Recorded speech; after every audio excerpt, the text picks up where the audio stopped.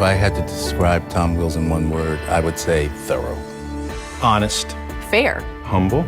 Inspiring. Good man. That's 2 words. Kind. Professional. A mentor. Perfectionist. Passionate. The word is genuine. He is the real deal.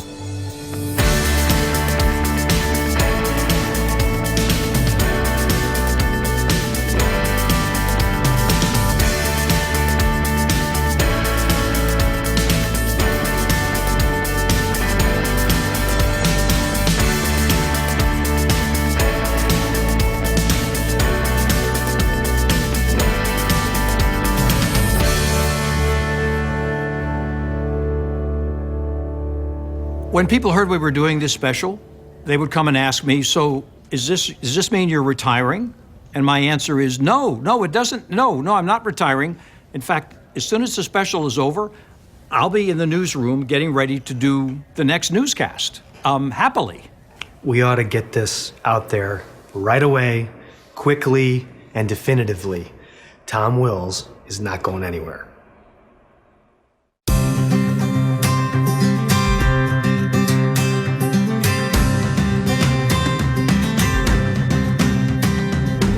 I have a lot of ghosts up here. But I come from my family. I mean, that's why I come.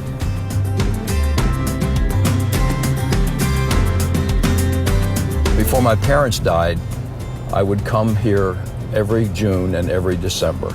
And I would fly up here and rent a van and go to the school, go to AVS and pick up Bob in his wheelchair and drive him out to my parents' house.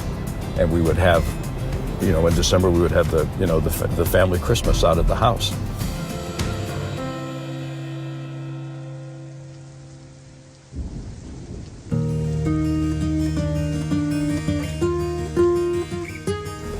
Bob was born prematurely, and his oxygen was cut off in the course of the birth, and he was born with cerebral palsy.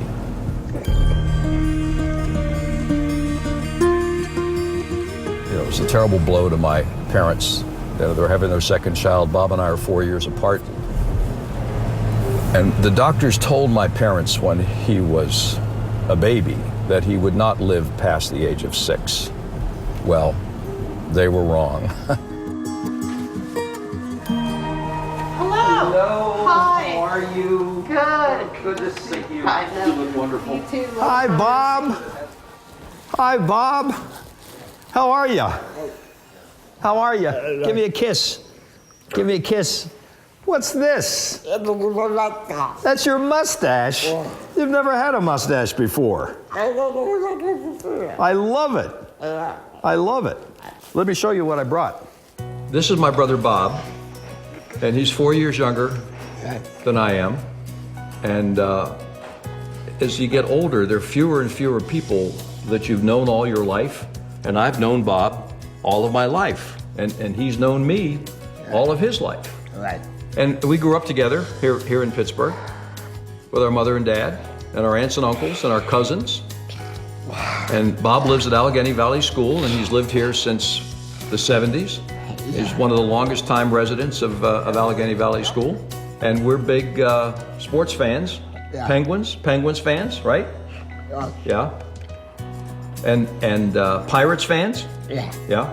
Steelers fans? Yeah. And his favorite thing in the world is wrestling. Right? WWE? Yeah. Monday Night Raw. What time? 8 o'clock. I know you'll be watching. About a month before Christmas, I start asking him what he would like, and usually, most years, what he asks for is a wrestling DVD. So I bring him a wrestling DVD. But this year, he's asked for a new TV because he wants a big TV because he's spent so much of his life watching television. There's your Christmas present. Yeah. Give me a kiss.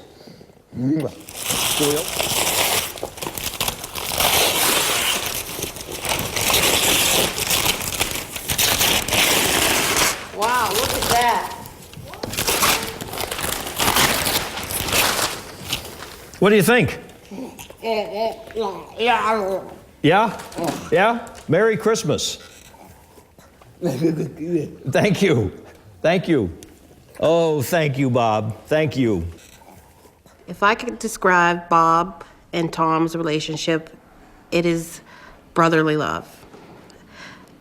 Tom loves Bob unconditionally, and Bob the same with Tom. Unconditional brotherly love is how I would describe it. Thank you.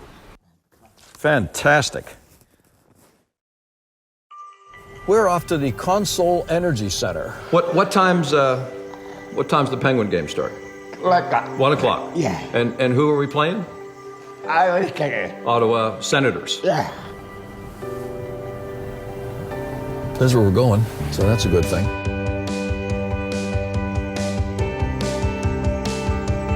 On to Sidney Crosby of the Penguins. To Martin, left side pass over to Wally Matta. His head up, shoots, deflected. In the net it goes. It might have been Sutter. He is happy. I've never really known him to be unhappy. I know he's had some difficulties and some temporary things, but by and large, he's a happy guy and very accepting of his situation. I've never heard him complain. He really, he's an example to me. He's an example to me. This was a wonderful place to grow up. The neighborhood was filled with kids. So we had friends who were boys, friends who were girls. We all hung out together. There was a gang of us, and we rode bikes together, and we went to the Veterans Hospital over the fence, and we bought cigarettes, which you weren't supposed to do, but you went in there and you bought cigarettes for 20 cents a pack, and we went and played baseball on the Veterans Hospital field. And I really know the neighborhood because I was the paper boy from about the age of 12 till about the age of 14 or 15. And the funny thing, I was thinking back about being a paper boy. It was such a valuable experience. It was my dad's idea. Working was not my idea ever, but it was my dad's idea. He kept me working.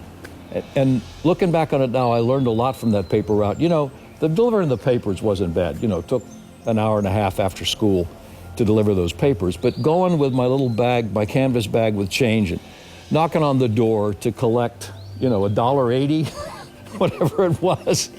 And there were people who would be waiting by the door with the money to pay you. And then, there were other people who wouldn't answer the door. You could hear them in there, and Mr. Tommy Wills is out here to collect for the paper, and they wouldn't answer that door.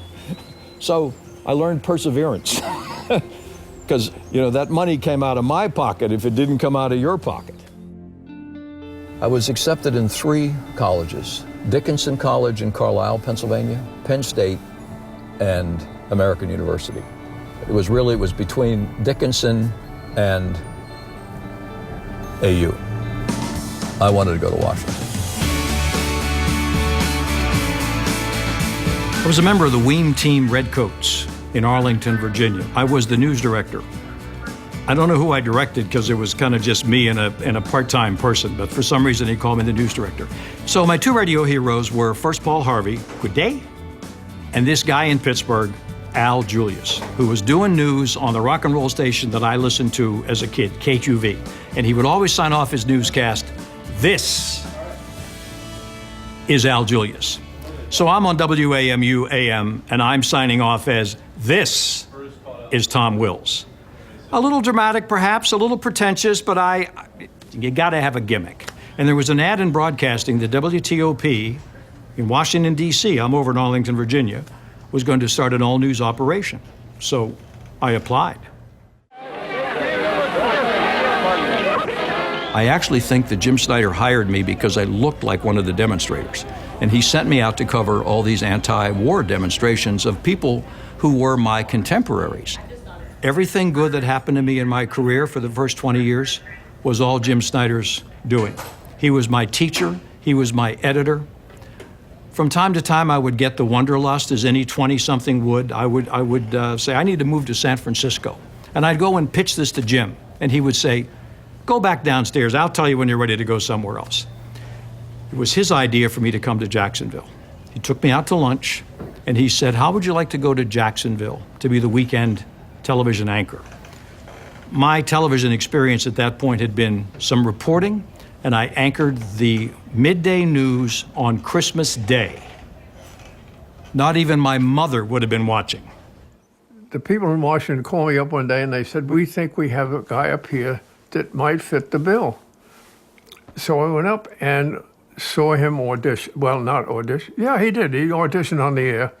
He'd never been on television. He was a radio announcer, which made it a difficult decision whether he could really handle the pressures of television. Well, in my innocence, I said, I think he'll go. So I made him an offer. He said yes, and he came down maybe 2 weeks later. You know, my wife is an awfully good sport, and we loved Washington, D.C. And she was a good sport. When I came home and said I have a chance to go to Jacksonville, she said we'd come down here. But I said to Tom, let's give it 6 months and then we'll be out of here. Yeah. So we're coming down 95, and we cross over the Fuller Warren Bridge, and I see the St. Johns River for the first time in my life. Whoa, look at that. Wow, looks like the Chesapeake Bay. What a place for a sailboat. I'm thinking this to myself. I'm not mentioning it to the bride, you know what I mean? And it wasn't very long here, though, before I fell in love with Jacksonville and Channel 4. And at the same time, my wife Gina was also falling in love with Jacksonville. And it wasn't very long before we weren't going anywhere. This is WJXT Jacksonville, and this is Eyewitness News. Hello, everybody. I'm Tom Wills. And it was really Tom who taught me about the culture of Channel 4 when I first came. It was really Tom who taught me about the culture of high expectations, about our obligation and our responsibility to do right by this community, to make it a better place and to make it a better place for all people. And we used to say, you know, we took our responsibility really seriously. We just didn't take ourselves very seriously.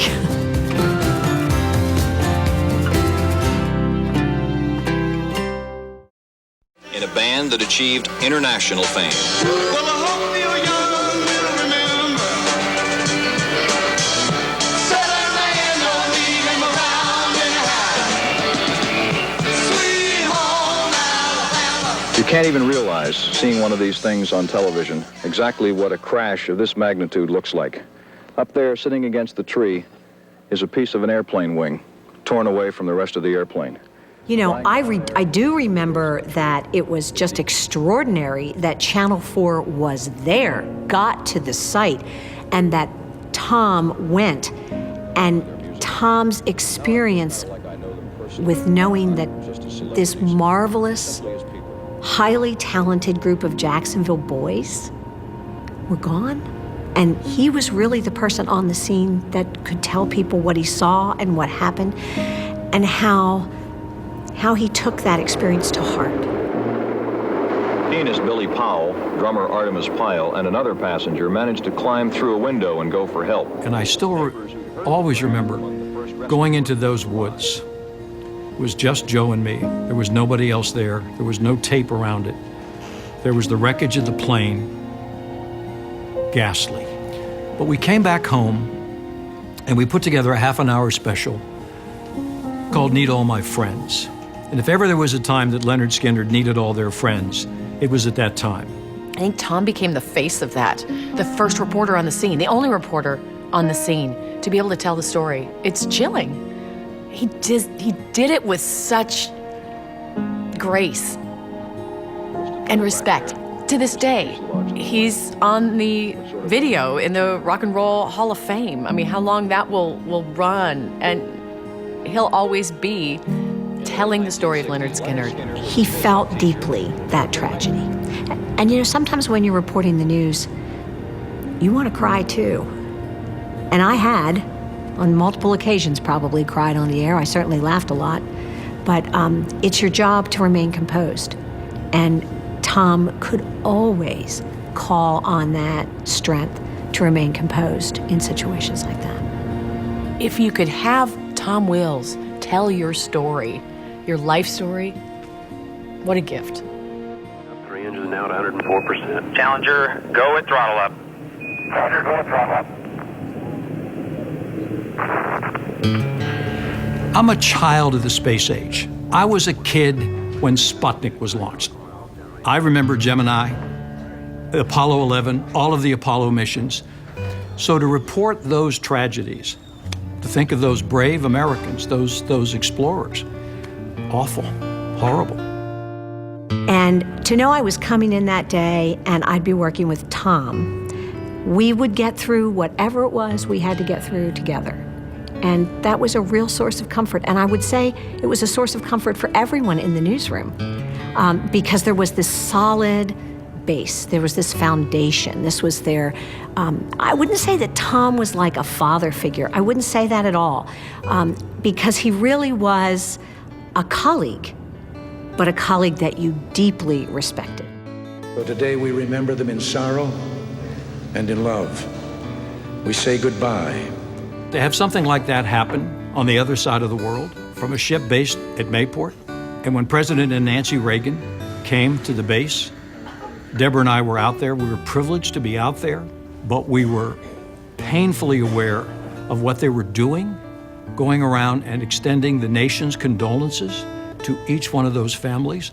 Both Deb and I were reduced to tears. Whether or not our air in Jacksonville really is harming us is a question that's often been set aside. Despite headlines that Jacksonville has one of the highest lung cancer rates and the highest acid air concentration in the nation.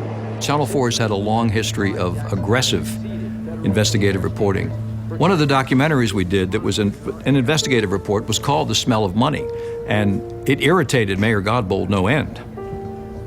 Because what we did was call attention to the fact that the paper mills and Glidden Durkee were putting out all these odors that were synonymous with Jacksonville. And we asked the question, is this really necessary? Can these odors be cleaned up?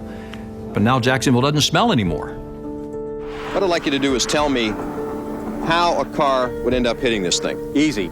A car will be on the main line traffic. With all the traffic accidents we have here in Jacksonville, we step back and ask, okay, most traffic accidents are caused by bad driving. We brought in some experts from out of the state, and I went around with them, as the other reporters did too, and they pointed out things to us that we live here and we drive these roads all the time that we hadn't given a thought. And he showed us things like, you have a concrete utility pole that is right next to the curb, so that if a car veers off the pavement just a little bit, it's going to crash into this utility pole. Whereas if you move the utility pole back 8 feet, the car wouldn't hit it. There'd be far less damage and far less risk of injury. The whole attitude has been formerly from the JTA, now from Mr. Cook, now from the new DOT secretary, is that the public be damned and we're going to still keep tolls, but we're just going to spread them out and do it a little bit differently. It started with, they raised the tolls on Butler Boulevard. And so naturally there's going to be a hue and cry. There was on the part of the drivers. But our news director at the time stepped back and said, okay, we're covering these complaints about the increase in the tolls. Why do we have tolls at all? And he sent us all out to explore that question. Why do we have tolls at all? And it led to a referendum put in front of the voters asking them if they wanted to get rid of those tolls. We're stopping traffic on I-95 on the Fuller Warren Bridge to frisk people for 25 cents. It's not the most efficient method of tax collecting. Now, we presented the other side as well. There were business leaders here in town who said, oh no, it's a user fee. Let's stop and let's make these people pay for using that bridge by taking money out of their pockets. But instead, the voters approved a local option half-cent sales tax increase that got rid of the tolls. If they would have let me, I would have gone out there with a sledgehammer and taken it to one of those toll booths myself, but I'm just a paid professional observer. I got to watch it. You want that? What? Is it pretty decent? Yeah, but they saw the back off for it. You know, I have been doing this for a long time, but there's always something new that I've never seen before. That's part of what makes being a journalist satisfying, is there's always something new. And when Jennifer Waugh did this investigation on guns in the hands of kids, she had undercover police video. And so we actually got to see real kids buying real guns, and it was chilling. We have two girls. The parents suspect either something's wrong with them or they've disappeared or something. I'm just not sure. That crime was in 1990.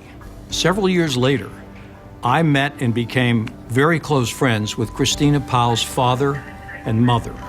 So I got to hear from them personally what they went through, how they overcame it.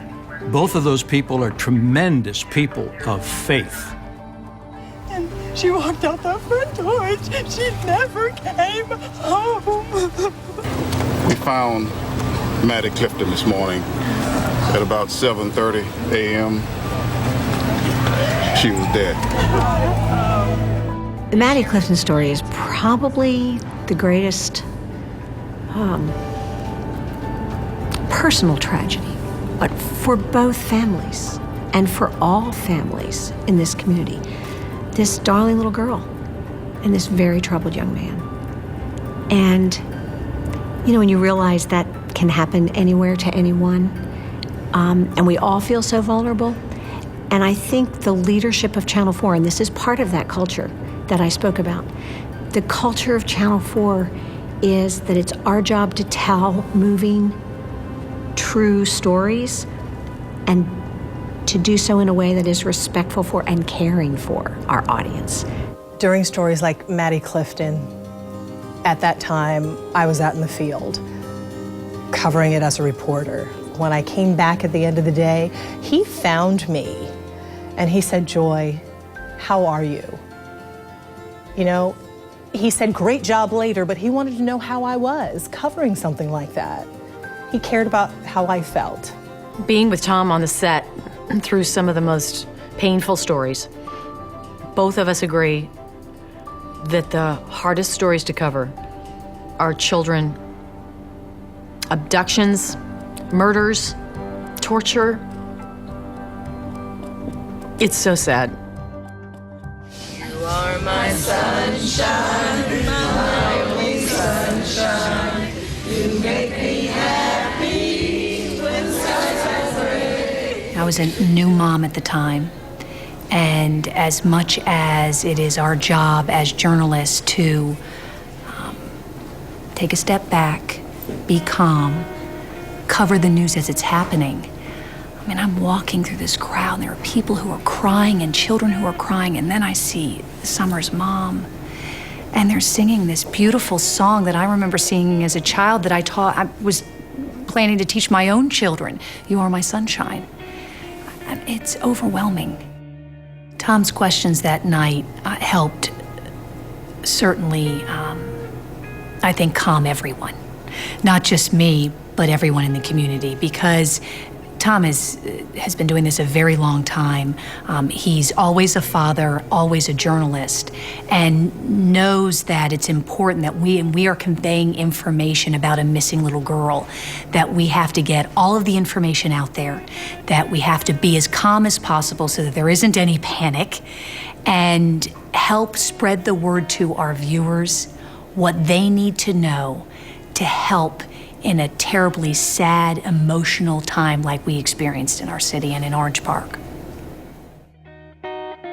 You know, people ask me all the time, how do you report those horrible stories? Christopher Barrios, Haley Cummings, Makia Coney, Summer Thompson, Cherish Periwinkle, Maddie Clifton, Trishana Davis. How do you report those horrible, horrible stories without it affecting you? It does affect us. I've been doing this for a long time, 40 years. There's a lot of good in the world. In fact, if you step back and look at it, there's more good in the world than there is evil. But there is evil. This just in, you are looking at obviously a very disturbing live shot there. That is the World Trade Center, and we have unconfirmed reports this morning that a plane has crashed into one of the towers of the World Trade Center. The coverage was all being handled by the networks, but we ended their coverage at 6 o'clock and did a local newscast.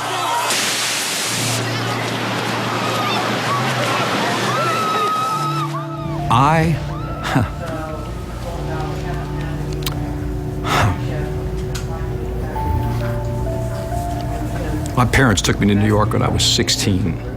I love New York. So this was like personal. When I lived in Washington, part of the time I was there, I lived in Northern Virginia. I used to drive by the Pentagon all the time. So it was personal.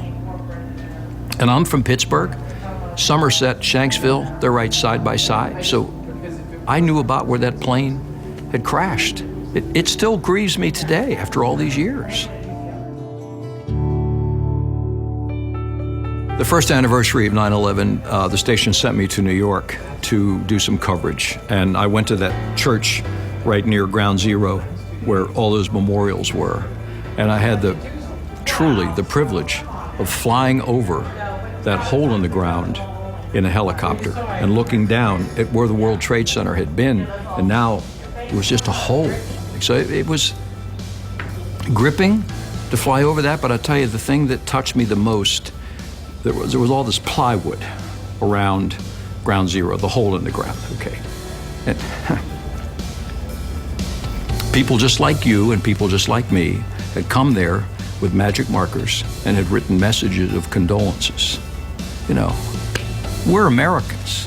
Those were Americans. Most of them were Americans who died that day. And all they did was go to work.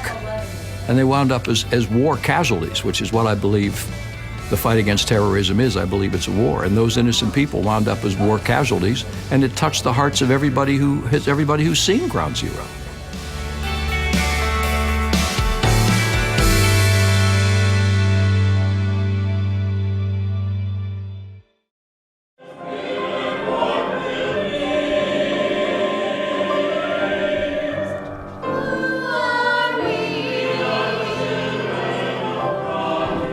Well, this is the church of my childhood. This is the church that my parents brought me to when I grew up here. I went to youth group here.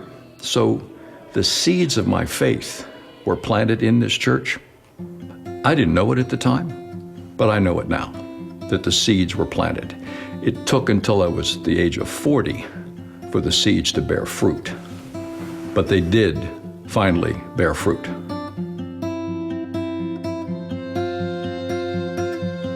I had a personal crisis, self-imposed crisis, and I reached out and I had an epiphany. And I felt the presence, and it changed me. I used to, up until the age of 40, I had a personal motto that I lived by. I didn't tell this to a lot of people, but I knew it. Where there's a wills, there's a way. But I wasn't talking about any other wills, it's just this wills. And so I lived on self-will. And I came to shipwreck. And so since I was 40 till now, I try to live by God's will. What do you want me to do each day? I believe today that the Holy Spirit in me reached out to God. I didn't even know enough to consciously reach out, but God came to me, and I've since learned, I believe, that the Holy Spirit in me reached out to God without me saying a word. But I was a wreck. I was very unhappy. My life completely turned around. God put people in my life who were a lot smarter than I am. And you know, people, when you have success in life, whatever it is you do, people will ask you, what is the secret of your success? And if you were to ask me that question, I would say I was teachable, and I had great teachers who showed up unexpectedly, always unexpectedly. Tom is a humble, patient, considerate man, and a lot of that comes from his faith, trying to pass that on. And being a good example of the way that Christ would be. And the way to do that is not generally by telling people, but by showing them. And I think that's what Tom does successfully, just about every day. I can't even remember who was the boss that came to me with this idea. Would you like to do a series of positive stories? We'll call it Positively Tom Wills. And a lot of them were faith. And We did one around Easter time called What is a Christian? Like the majority of Jacksonville families, the Johnsons are raising their daughter to be a Christian. But in this day and time, what exactly is a Christian? And the audience was huge. And all I did was go around and I asked some nuns at Assumption. I asked the minister in Springfield. Pete, what is a Christian? I asked a rabbi, what is a Christian? And it was powerful. And I was like, I can't believe I'm getting to do this. You know, this is a real departure. And they were fun stories to focus on things that were positive. Because all through the years, you can't be a news person without hearing people say to you, there's so much negativity on the news. Well, here we're giving them something that's positive. We're even letting them know that it's positive. We're calling it positive. It was neat. Now for a story that is positively Jack's. Patients at Wilson Children's Hospital are playing with pets at the Humane Society from their hospital beds. So that was 10 years ago that we did Positively Tom, but now we call it Positively Jack's, but the name doesn't really make any difference because we're always looking for positive stories for our community and about our community. I picked Kevin up after school. He's in 7th grade at Paxson Junior High. How was school today? Great. It's got to be the best time of day, the getting out time. It is. What'd you like to do this afternoon? Run. Me? Run?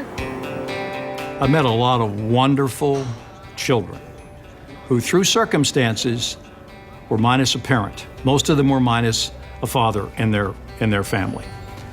The wonder of the Big Brothers Big Sisters program, the work that they do to bring adults and children together, and what a difference it made in the lives of these children.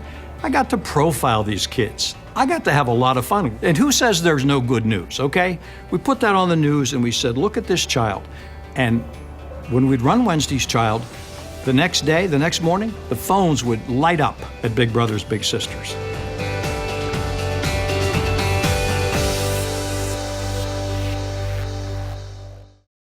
This is special coverage of Election Night 2014. Your vote counts. Florida voters have made their choice. Anytime someone does something well, they make it look easy, right? But the rule is 10,000 hours of practice, right? You need 10,000 hours of practice to be good at something. So when you're covering election night, for example, and it goes really smoothly, looks so easy, doesn't it? Well, that's a lot of practice over a lot of years and a lot of prep. The best comes out of Tom election night. It really does, because I think he loves it. He does. I mean, he has notes.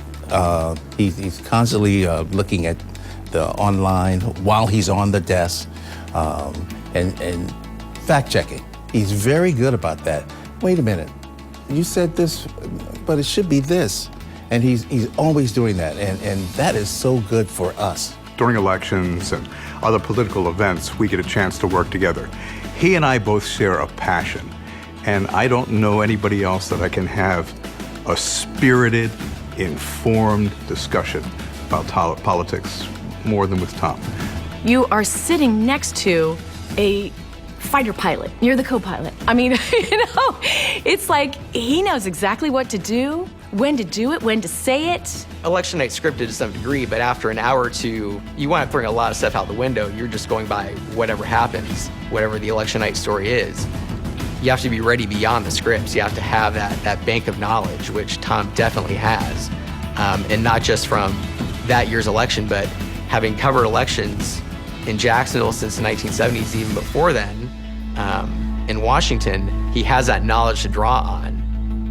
He makes sure he knows the ins and outs, so no matter what happens election night, he's got it covered. Any bizarre thing that might happen, he's covered every angle already in his mind. He's ready. And he's also incredibly balanced. I mean, incredibly. You don't know where he stands politically. Seriously. I mean that. And, you know, that you can't say that for a lot of people in the media. It's the answer spoken by young and old, rich and poor, Democrat and Republican, black, white, Hispanic, Asian, Native American, gay, straight, disabled and not disabled. Americans who sent a message to the world that we have never been just a collection of individuals or a collection of red states and blue states. We are and always will be the United States of America. We were granted an exclusive one-on-one with President Barack Obama. And to sit there with him in the press briefing room prior to our interview and to have him have a discussion with me about the questions that he was going to ask the president, because we were given a very limited amount of time. So he would only be able to ask 3 questions. And he was asking for my opinion, and he was telling me what he was going to ask, and I'm like, gosh, this man doesn't need my opinion. He knows exactly what he's going to ask, and he's going to ask the right things. And he did. The report that you released today, what is it that you want the American people to know about the progress that you believe you've made? Well, the good news is that in rural America, I asked him, I said, what was it like meeting President Obama? And he said it was fascinating, it was interesting. He said, when you get to that level, referring to President Obama, whether it's, any of the other presidents or candidates for president, they have a quality about them that allows, they're able to make you feel comfortable very, very quickly, even if it's for a short period of time together. Membership has selected Jacksonville as the 30th NFL club. Holy shit, we got it. Yes! Get the team. Football fans, pinch yourself. The Jaguars were just, an idea was beginning to kind of come about, and then we got the Jaguars. And it was so fun to see Tom just elated. I mean, just so excited about it. I mean, here's a great story. Tom and Sam going at it, talking about getting the Jaguars. And I mean, it's so fun to watch him get so jazzed. It was the impossible. We were the only NFL city with the name Ville in our name, right? I mean, we were the small town aspiring to be a really vibrant city. I like to think of myself as somebody who's a news gatherer, who really gathers information. Well, to have a professional news gatherer standing next to me with a second set of eyes for what was being said, because at that point, both of us, without being cheerleaders, we're pulling for us to get a team. We're like, hey, why you? Why not us? Because, we did all the work. We've got it. Jacksonville is the place that it should be. I walk into the lobby. I happen to know where they keep all of the paraphernalia for the teams. The door was kind of cracked. Pushed it open, looked in there, Jacksonville Jaguars, pulled it back, went over to Tom, and I said to Tom, we're getting a team. Those are the kinds of things that the bond that Tom and I have about that. In that case, he trusted me that I had the right information, and we went with it. He never once second-guessed me, and turns out we were right. The joy that we had, that we shared, we felt with our viewers, that was probably one of the best days at work ever. We had such a great time, and we were enjoying ourselves so much along with all the rest of the community. It is truly a show that you don't want to miss. The Super Bowl, that's the single biggest single-day sporting event in America. And when you work with really good people and they get all that ready, and Tom and I have joked about this a lot, in the end, it's just up to us not to mess it up. Because it's all ready. The shot's beautiful, the lighting's right, the sound is great, the stadium looks super, the fireworks are going off. Don't say something stupid. And that's one thing you can always count on Tom. He's going to rise to the occasion. I think every producer who works with Tom gets kind of beat up a little bit because he asks you a lot of questions, and some producers may get frustrated at that, more questions from Tom. Tom Wills will be frustrated if we don't get the story right, because it's so important to get the story right. The thing about Tom Wills, he sets the tone for the newsroom. He walks in, he's ready to work, he's always helpful, he's encouraging, he's very professional, but sometimes he's downright funny. Like the time I heard him say, "Why are we writing it this way? I'm gonna fall asleep on air if I read it this way." And it's his paying attention to detail, I think, that makes us better. I mean, he's an example of what it means to really take pride in your work, in your craft. So one of the things Tom Wills is known for in our newsroom is that he says, sometimes without even being prompted, could you consider doing anything else? This job is great. This is the only, can you possibly think of doing anything better than this? I mean, those are the sorts of things that he'll say and you'll go, yeah, this is a great job to have. This is a great thing to be involved with. And that's the kind of enthusiasm he still has, even as we go through this 40th year being our main anchor here at Channel 4. Every day you see Tom Wills come in, no one cares more than Tom Wills. No one in the newsroom. He cares more, he's committed more than anybody. So he raises my game because I think I better get my stuff together. I got to keep up with him. You know, I've sat next to Tom for 34 years, and I've seen that over and over. Him cover stories, him rewrite stories, bring young reporters along, help veteran reporters kind of solidify what they're trying to say. But the honesty that he tries to bring to every story, to me, is his hallmark. That's what he does. That's who he is. And to me, that's what the guy sitting in that chair should be. The thing that I really admire about him is that, you know, he's a leader, and he possesses all those qualities of being a leader, and he's got the ability to make everyone around him better. I mean, he doesn't forget about maybe the new intern who comes in. He'll go, Mary, what's her name? I mean, he always makes sure to find out who is who in the newsroom so he can go talk to them and let them feel welcome here. And you know, that's important because he knows that intern could be running this place someday. It's happened.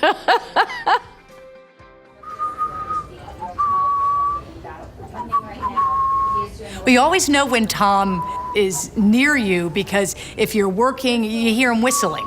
So, and I always know it's Tom because he's the only person I know who whistles in the newsroom. And it's always the same tune, and it's just fantastic. He has this unmistakable whistle in the newsroom.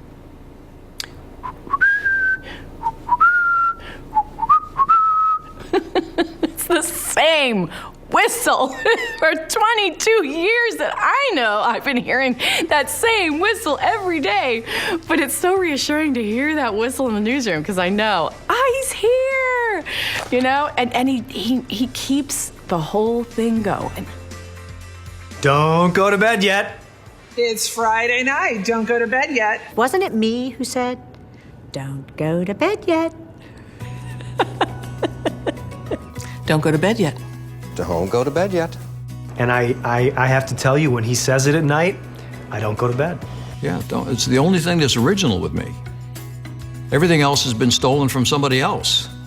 But I was driving home after the 11 o'clock news. Bill Grove did the 6 o'clock news, and I did the 11 o'clock news for 5 years. And I was driving home, and all the houses, the lights were off.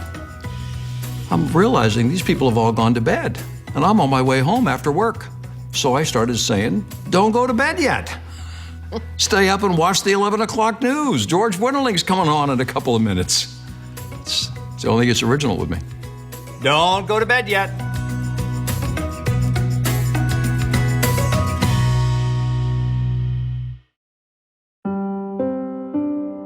He was really a hands-on dad. He was right in the trenches with me, you know. Of course, right now we're seeing grandkids a lot, and we have a son who's engaged, so we like going to see where our kids are. They're all across the country, from East Coast out to San Francisco, so we travel and see our kids. There's absolutely no way I could have done this job without Gina's support. We're partners.